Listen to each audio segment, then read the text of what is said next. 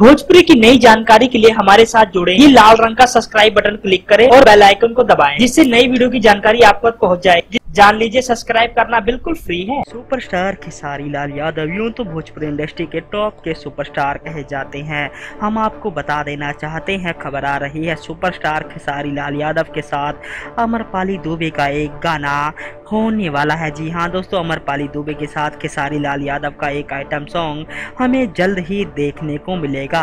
दोस्तों, हम आपको बता देना चाहते हैं, सुपरस्टार पवन सिंह के साथ अमरपाली का एक तड़का जबरदस्त। पवन और अमरपाली का वो गाना रहते दिया बुता के पिया क्या क्या किया आज 5 करोड़ व्यू का सबसे बड़ा इतिहास कायम किया है।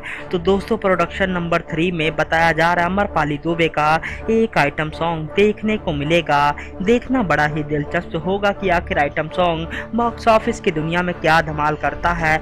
दोस्तों, हम आपको बता देना चाहते हैं, ये गाना ऐसा होगा जो कि बॉक्स ऑफिस पर तो धमाल मचाएगा ही, और सबसे बड़ी बात जो सामने आती है वो ये है, इस गाने को बहुत ही बढ़िया म्यूजिक के साथ कंपोज करके बनाया जाएगा।